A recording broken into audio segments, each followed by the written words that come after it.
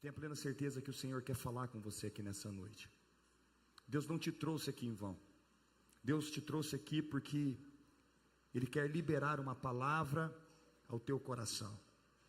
Na parte da tarde eu fiquei a tarde toda orando, pedindo para o Senhor uma palavra para liberar aqui nessa noite.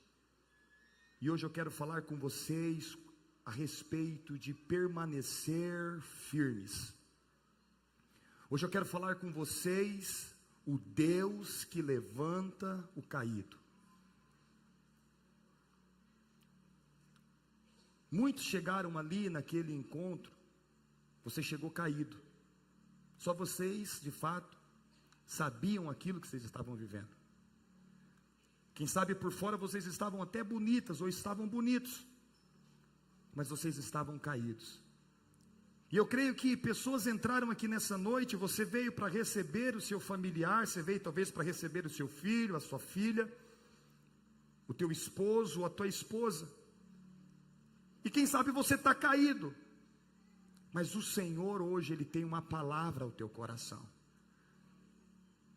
Você vai sair daqui de uma forma diferente. Essa noite não vai ser uma noite normal. Essa noite vai ser uma noite em que o Senhor vai mudar a tua história. Quero convidar você a abrir a sua Bíblia no livro de Atos dos Apóstolos. Atos capítulo de número 9. A partir do versículo de número 36. Eu quero ser breve, eu vou ser breve. Você sabe que eu sou breve. Quando o pastor fala que é breve, quem é da casa já conhece. Aleluia. Atos 9, a partir do versículo de número 36, diz bem assim: havia em Jope uma discípula por nome Tábita, nome este traduzido que quer dizer Dorcas. Era ela notável pelas boas obras e esmola que ela fazia. Ora, aconteceu que naqueles dias que ela adoeceu e veio a morrer, e depois de lavarem, puseram-na no cenáculo. Como Lida era perto de Jope, ouvindo os discípulos que Pedro estava ali, enviaram-lhe 2 homens que lhe pedissem: não demores em vir conosco. Pedro atendeu e foi ter com eles. Tendo chegado, conduziram-no para o cenáculo, e todas as viúvas o cercaram, chorando e mostrando-lhes as túnicas e vestidos que Dorca fizera enquanto ela estava viva. Mas Pedro, tendo feito sair todos, pondo-se de joelho, orou, e voltando-se para o corpo, disse: Tábita, levanta-te. Tábita, levanta-te. Ela abriu os olhos e, vendo a Pedro, sentou-se. Ele, dando-lhe a mão, levantou-a e, chamando os santos, especialmente as viúvas, apresentou-a viva. E isto se tornou conhecido por toda Jope, e muitos creram no Senhor. Hoje eu quero compartilhar essa palavra ao teu coração. Quem sabe você chegou aqui com todos os seus sonhos perdidos. Quem sabe o seu casamento está falido. Quem sabe a sua vida financeira está falida.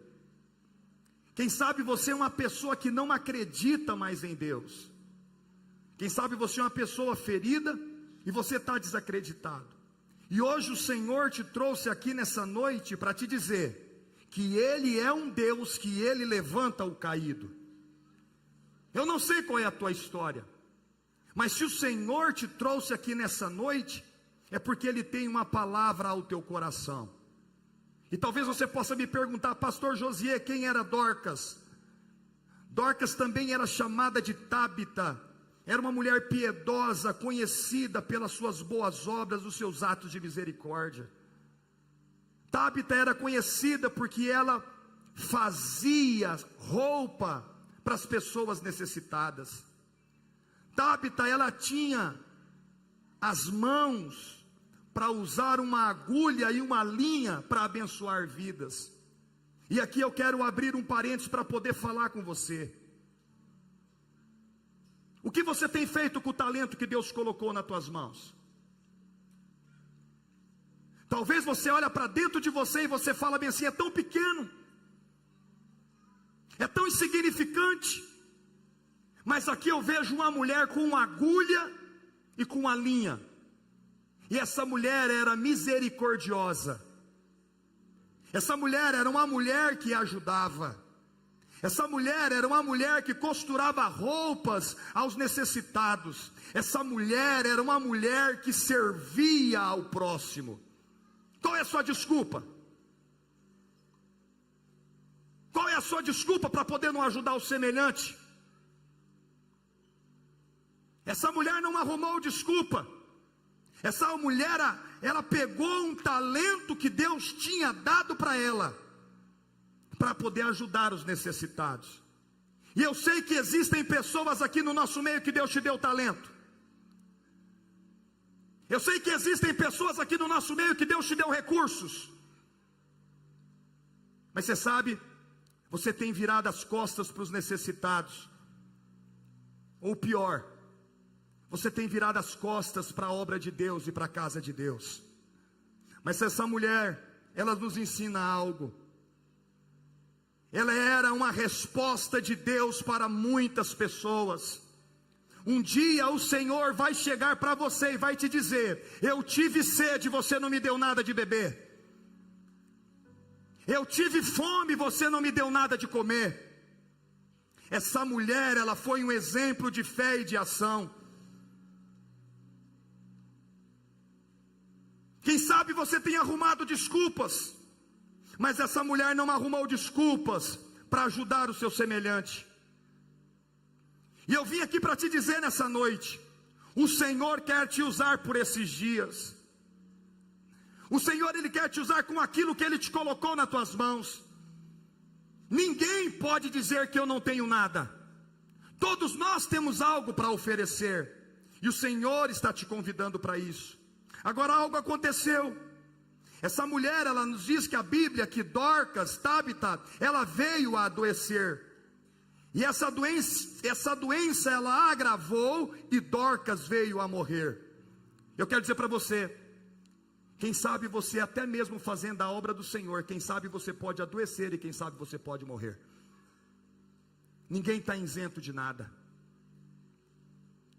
Ninguém está isento de nada, e por esses dias eu tenho falado com a igreja a respeito disso. O dia mal pode chegar tanto para mim, e o dia mal também pode chegar para você. E essa mulher, ela veio a óbito. Você sabe, a morte de Tabita, a morte de Dorcas, ela trouxe uma grande tristeza na comunidade de Jope. E aqui eu quero abrir um parênteses. Quando você morrer, as pessoas vão olhar para você e vai dizer: já foi tarde, estava fazendo hora extra? Ou as pessoas vão sentir saudade de você? Hoje, sepultaram um amigo. Eu não pude ir no velório dele, o Ezequiel. Mas era um menino que por onde passava, era um menino que destilava alegria. É um menino que deixou saudade. Se você tombasse hoje, se você morresse hoje, você não é eterno. Quero deixar bem claro para você: você já vai tarde, ou você vai deixar saudade? Essa mulher, ela trouxe uma profunda tristeza na vida daquelas viúvas, porque essa mulher, ela ajudava as pessoas de Jope.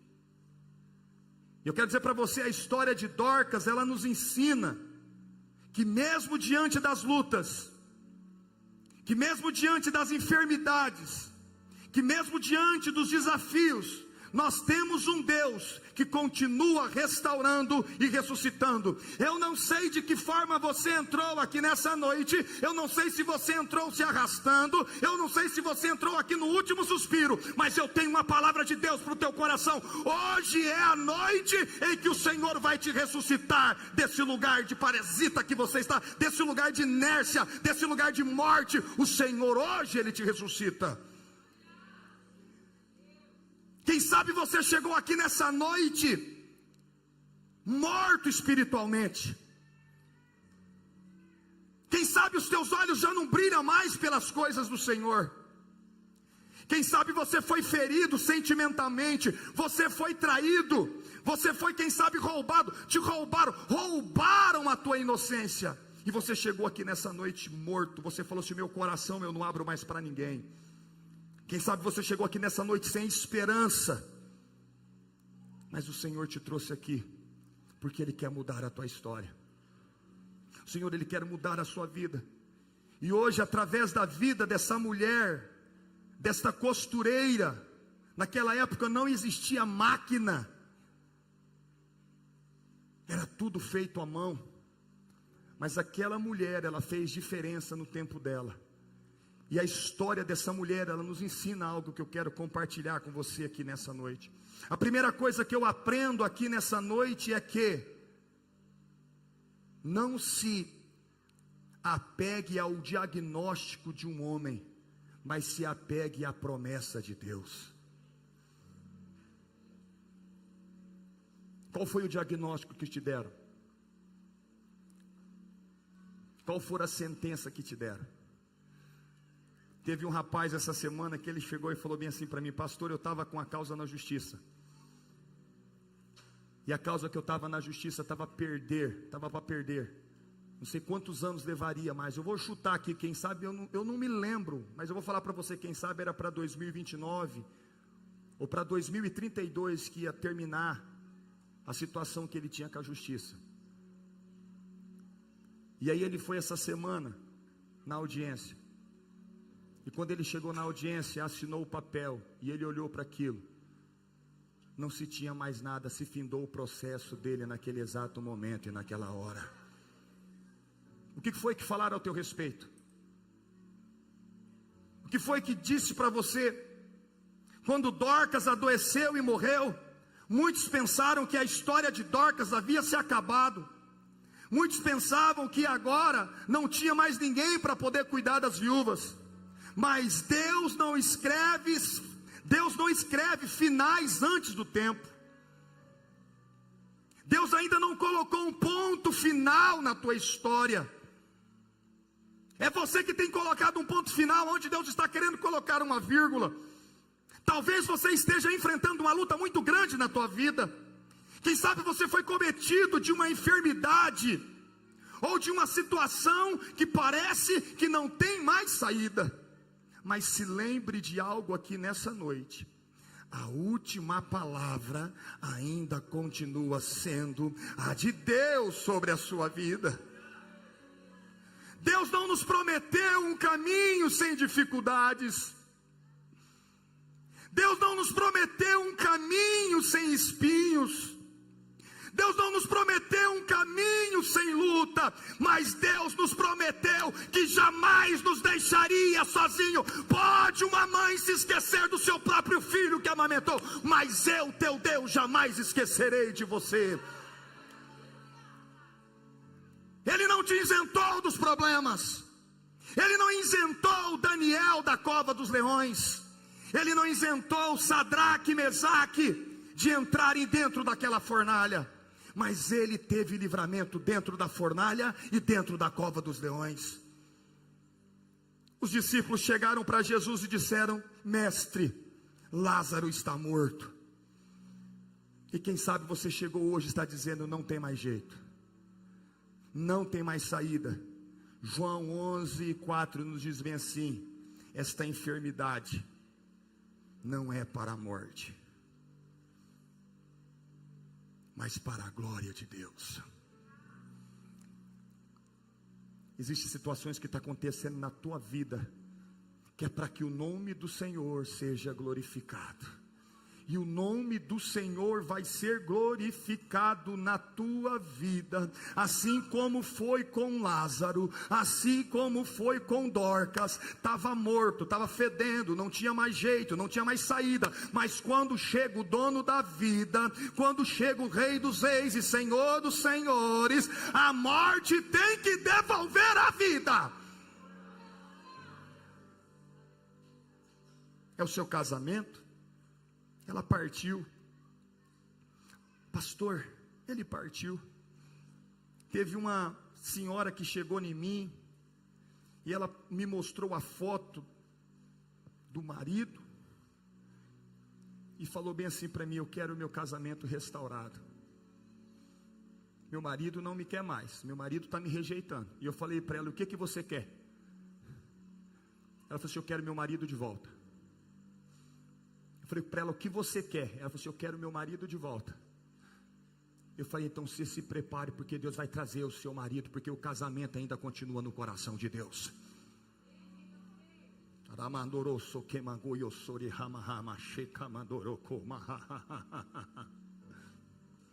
Deus está me falando que tem pessoas aqui que colocou um ponto final em certas situações.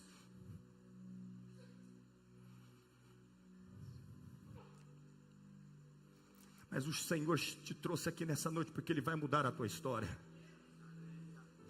A tua história não vai acabar desse jeito. E aqueles que estão à sua volta verá que você não tinha capacidade nem condições de fazer nada, mas foi o próprio Deus que agiu na tua vida. Marcos 5:36 nos diz bem assim: não temas, crê somente. Por que é que você está temendo? O que te pode fazer o mal? O que te pode te fazer os homens? O Senhor te trouxe aqui nessa noite para te dizer que a última palavra ainda continua sendo a dele. Eu me lembro muito bem que uma vez um rapaz chegou e falou bem assim para mim: ela pediu o divórcio. Eu falei: pediu? Eu falei: pediu. Eu falei: e aí, você vai dar? Ele falou assim: pastor, eu não sei o que fazer.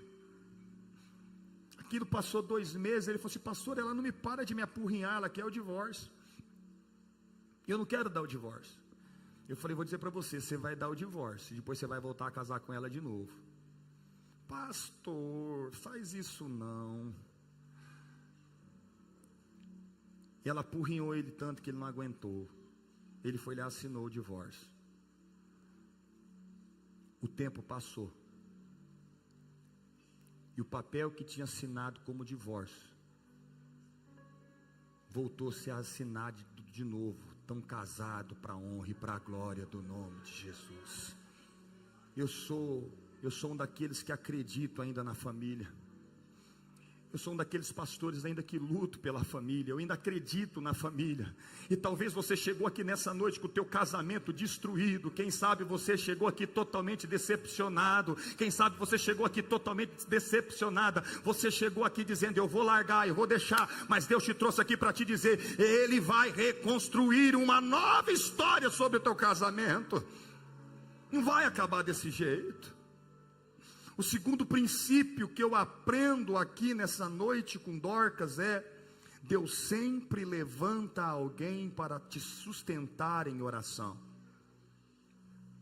Eu quero aqui perguntar para você: quem é o teu pastor?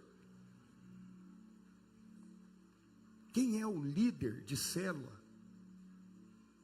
Quem é a pessoa que ora por você? Com quem é que você está? Qual é a tua igreja que ora por você quando você está passando uma situação?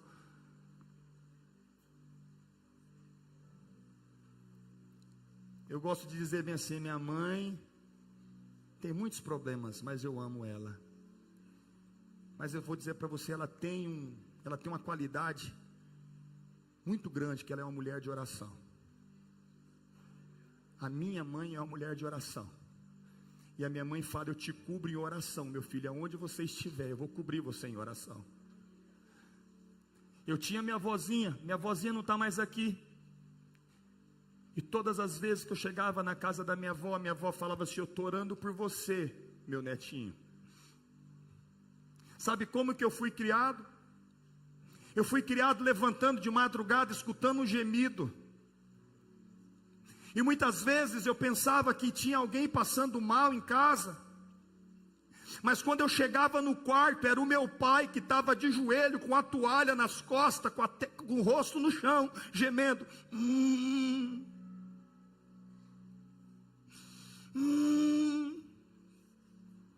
Não foi uma vez e duas vezes que eu vi o meu pai orando pela minha família. Eu fui criado dentro de um lar onde o meu pai orava pela minha casa.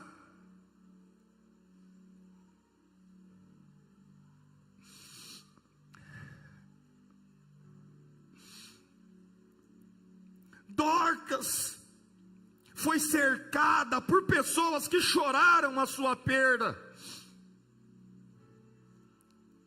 As pessoas sentiram a partida de Dorcas e começaram a interceder por Dorcas. A Bíblia nos fala que elas lavaram Dorcas, pegaram o corpo de Tábita e colocaram dentro do cenáculo. E elas disseram: vão e chame Pedro. Vão e chame Pedro, porque nós temos a plena certeza, se Pedro vier, Tábita vai levantar desse lugar que ela se encontra. Você precisa de pessoas do teu lado que planteiam e que choram pela tua vida, que te abençoam e que liberam palavras de vida. Aquelas mulheres não se contentaram com a morte de Tábita. Aquelas mulheres pediram para que se chamasse Pedro. Vai lá e chame Pedro depressa, porque elas criam que o sobrenatural iria acontecer. Existem momentos difíceis da minha vida e da tua vida. Não enfrente sozinho.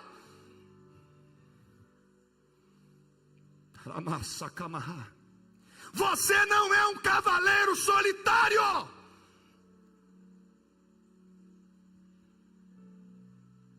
O poder de Deus se aperfeiçoa nas nossas fraquezas. Quem é que está orando por você? Quem é que está de joelho dobrado por você quando você sai? Eu não preciso disso. Dorcas tinha as viúvas que choraram por ela, João. Deus coloca pessoas ao nosso lado para que elas possam nos levantar diante da oração. Por que você está passando essa parada sozinho? Por que você está enfrentando essa parada sozinho? Você quer colocar carinha no Instagram e no Facebook de choro, que você está de sofrimento, mas você não tem a capacidade de abrir a tua boca para poder falar para o teu pastor, para o teu líder, para poder orar pela tua vida? Existem momentos que eu recebo telefonemas de madrugada ou mensagem: eu posso falar com você? Eu estava dormindo aqui, Deus me incomodou, eu quero orar com você. Negão, eu estou orando, quero orar por você, mas Deus também já me incomodou na madrugada para orar por pessoas. Eu quero dizer para você, isso aqui é muito sério. Nós precisamos de intercessores ao nosso lado. Enquanto vocês não estavam lá naquele encontro, nós estávamos já intercedendo por vocês no reino espiritual. Nós nem conhecíamos vocês, nós nem sabíamos que vocês estariam lá, mas nós já estávamos orando por cada uma de vocês e por cada um de vocês. Nós estávamos verbalizando, trazendo à existência as coisas que não existem, através da palavra. Era oração às 5:30 da manhã, e era oração 10:30 da noite, intercedendo pela vida de vocês.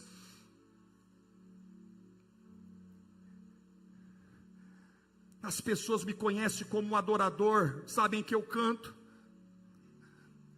mas eu sou um homem de oração. Talvez você olhe para mim e não fala nem que eu sou pastor. Eu não estou nem aí com o que você pensa da minha pessoa. Mas vem caminhar comigo. Vem caminhar comigo. Nós somos uma igreja que ora. Todo mundo gosta do porcelanato. Todo mundo gosta do blindex. Todo mundo gosta de um marmorato. Mas o que sustenta uma obra é a coluna. O que sustenta uma obra é um baldrame bem feito. O que sustenta uma obra, homens, o que sustenta um casamento, o que sustenta filhos, é a oração. Essa semana minha filha tinha que fazer uma prova muito complicada. Ela falou assim: pai, eu não vou poder usar nenhum livro, não vou poder fazer nada, pai, eu não sei. Estava desesperada.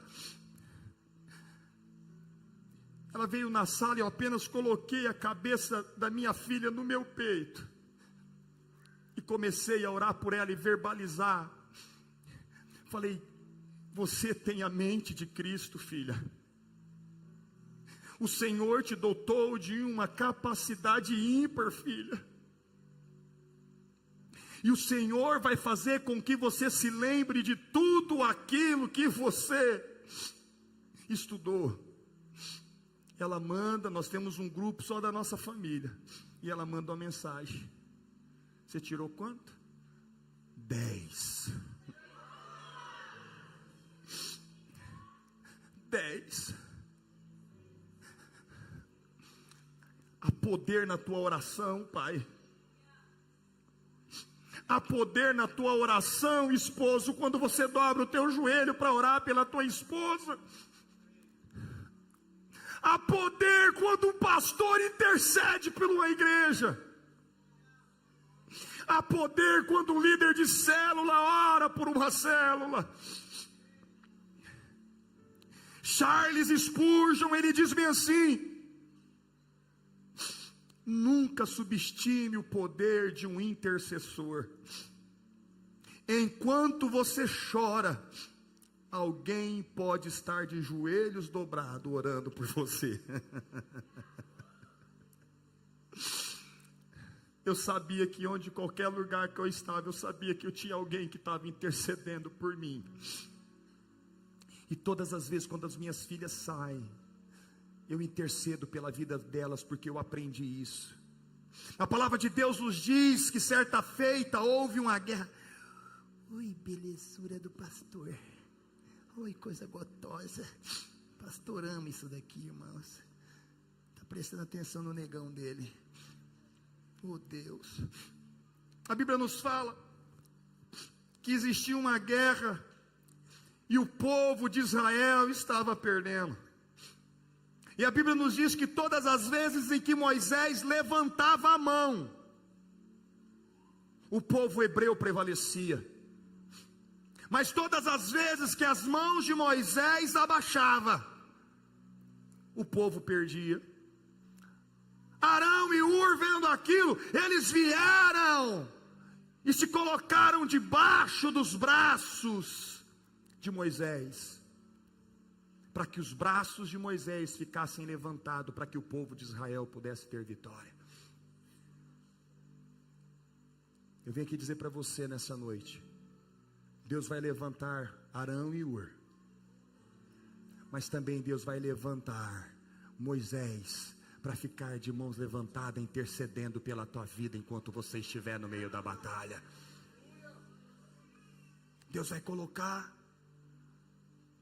Gálatas 6:2 nos diz bem assim: levai as cargas um dos outros, e assim cumprireis a lei de Cristo. Eu já quero dizer para os homens de plantão que me escutam, nós vamos começar agora em março o nosso jejum, só que esse jejum vai ser diferente. Nós vamos fazer um jejum normal, Só que eu vou dar mais uma salgada nesse jejum. De segunda a sexta, todos os dias, das 5 às 6 da manhã, eu vou estar aqui no prédio da igreja. Quem quiser vir, vem. Antes de trabalhar, eu levanto 5 horas da manhã para ir para a academia. Por que eu não vou levantar às 5 horas da manhã para poder orar? Das 5 às 6 da manhã, minha academia vai ser de joelho dobrado na casa do Senhor. Eu já estou te convidando. Terceiro princípio, para poder finalizar, que eu quero orar com vocês. Eu falei que eu seria rápido. Se me deixar, eu prego a noite inteira aqui. Você não conhece o nego. Terceiro princípio que eu aprendo: mesmo após a adversidade, Deus te chama para continuar cumprindo o propósito. O que o senhor quer dizer com isso, pastor? Quando Dorcas, Tábita ressuscita, Pedro não disse apenas para ela: volte à vida, fique de pé. Não. Pedro diz para ela: levanta-te. Levanta-te. Esse levanta-te aqui está dizendo: volta a cumprir o propósito que eu coloquei em tuas mãos. Levanta-te, vamos. Porque tem pessoas, irmãos, que quando ela passa por certas situações, a primeira coisa que ela faz, ela se esconde. O primeiro problema, a primeira frustração que ela tem, a primeira decepção, a primeira perda, o que ela faz? Ela enterra o talento que Deus colocou nas mãos dela. E muitos param. Eu vou falar para você, eu não sei o que tem na cabeça de certos crentes. Posso abrir meu coração para vocês aqui? Eu vou abrir meu coração para vocês aqui como pastor, pelo amor de Deus. Deixa eu tirar o anel.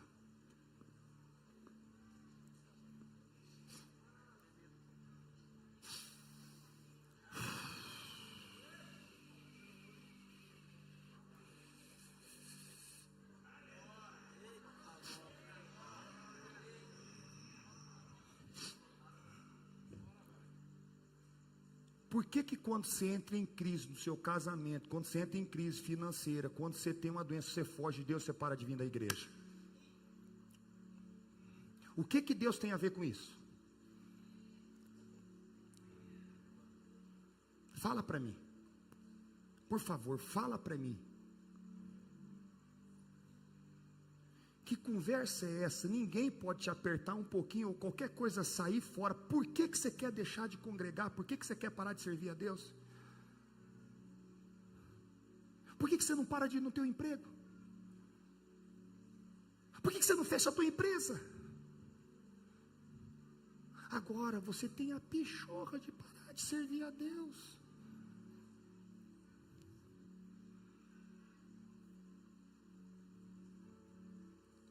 Pedro fala para ela: levanta-te, volte a costurar, volte a ajudar as necessitadas, volte a cumprir aquilo que eu coloquei nas tuas mãos.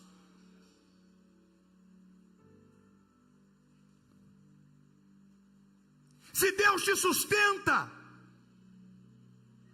é porque Ele quer cumprir sobre a tua vida o propósito dEle. Essa adversidade, esse problema, esse caos, essa decepção, essa traição, isso que você está enfrentando, não é o fim, não é para você parar.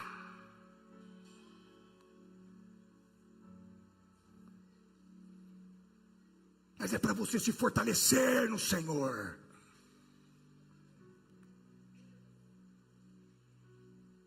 Irmãos, eu vou falar para você, eu nunca pedi divórcio para minha esposa. Nunca.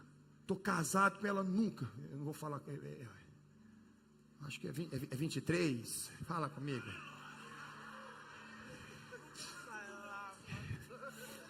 É 23 ou 22? É 23 vai ficar de casado, 22 e 3 de namoro.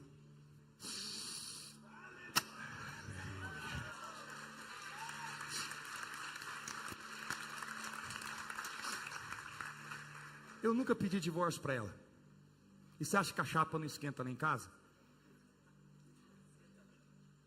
Rapaz, só quando ela olha, fala: Senhor. E eu perturbo a vida dela 24 horas. Vocês já viram o jeito que eu sou, né? E ela é quietinha. Eu cheguei, só um pouquinho que eu chego em casa, eu estava lá, cheguei, ela estava deitadinha, eu já chego perturbando. Mas você sabe, eu nunca pedi divórcio para ela. Por que é que você pede tanto divórcio para tua mulher e para o teu marido? Eu me casei para não divorciar. Agora tem gente que já pensa na cabeça: então já vou amarrar isso daqui. Pera aí, não. Eu vou virar minhas costas. Se ela quiser colocar 50 facadas, mais algumas beretadas, mas eu nunca vou viver com a minha esposa com freio de mão puxado. Se eu casei com ela, eu decidi confiar nela e acabou.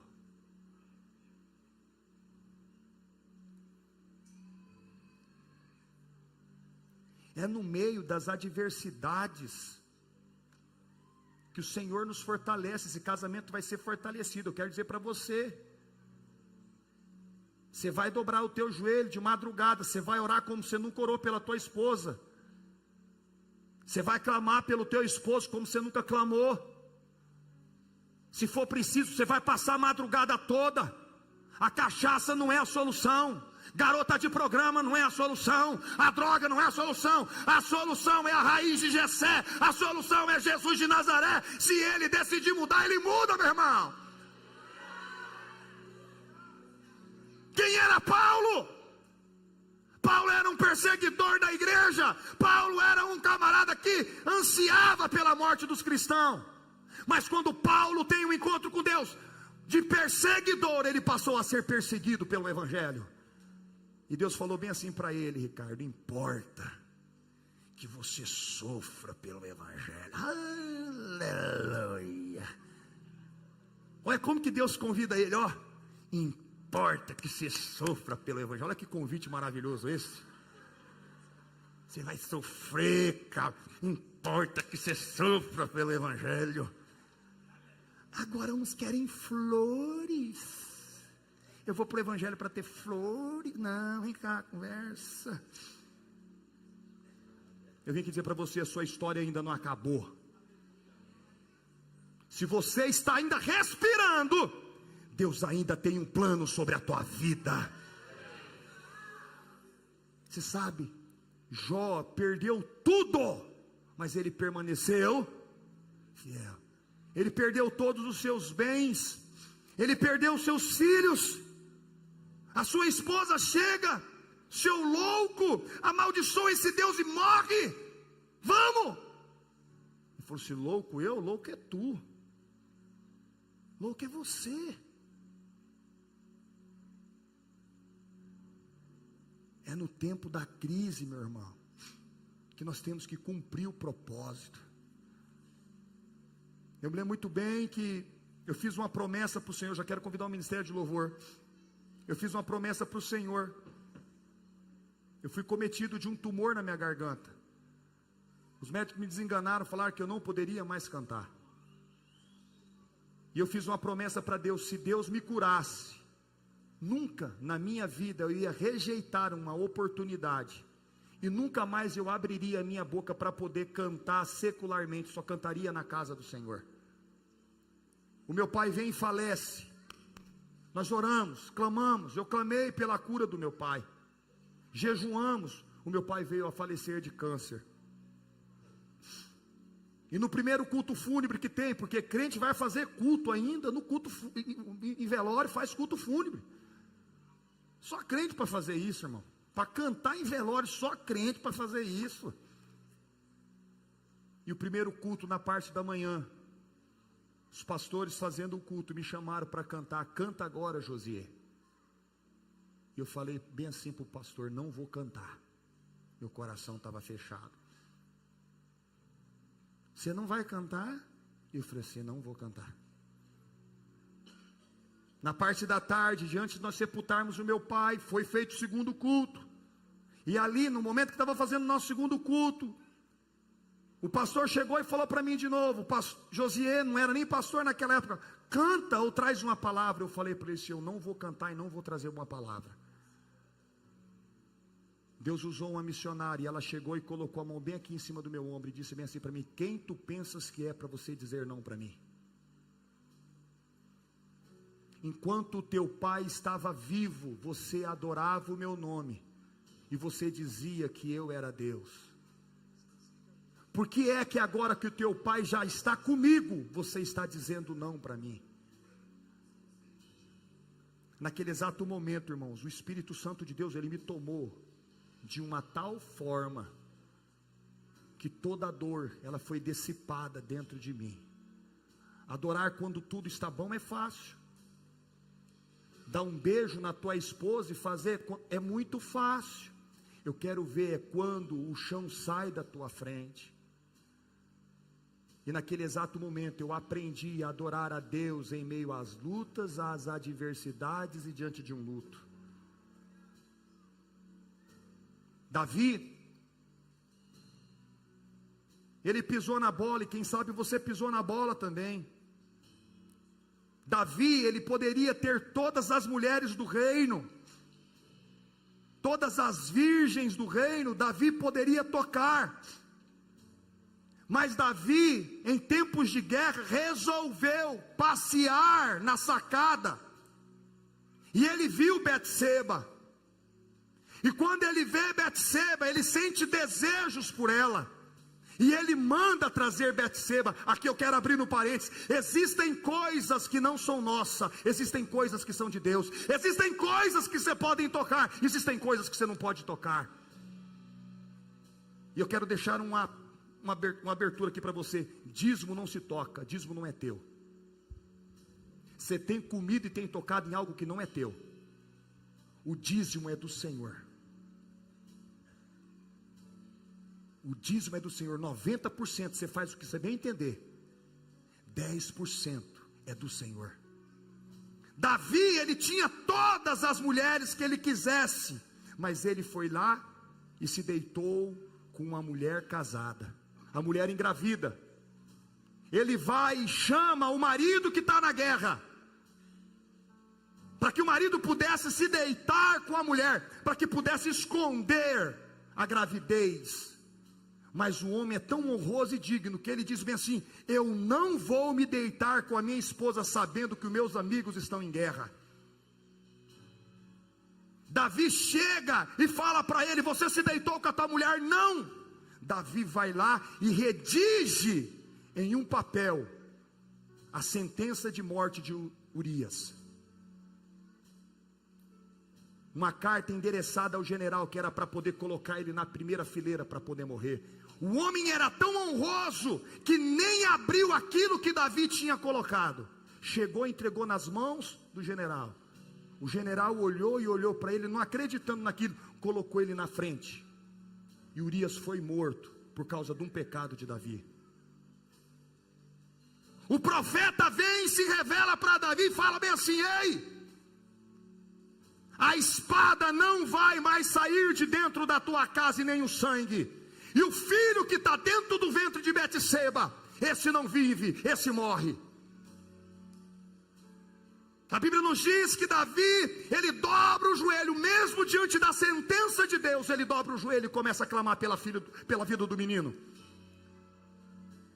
E a Bíblia nos fala que o menino veio a morrer. O menino morreu.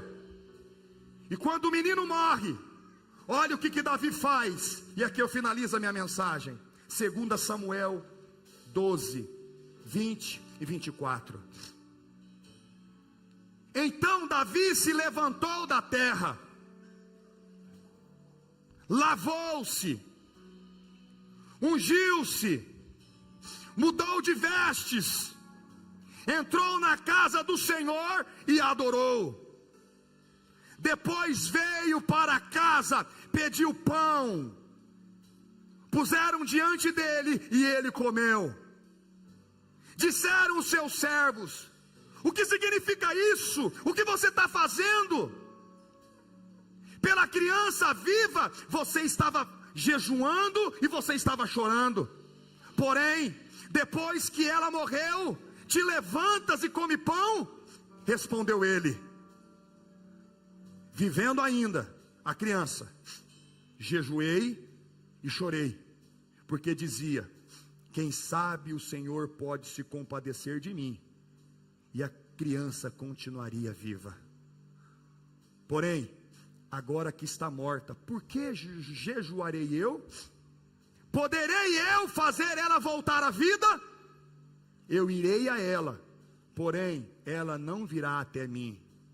Então Davi veio a Betseba, consolou-a e deitou-se com ela. E ele teve um filho, a quem Davi deu o nome de Salomão, e o Senhor o amou.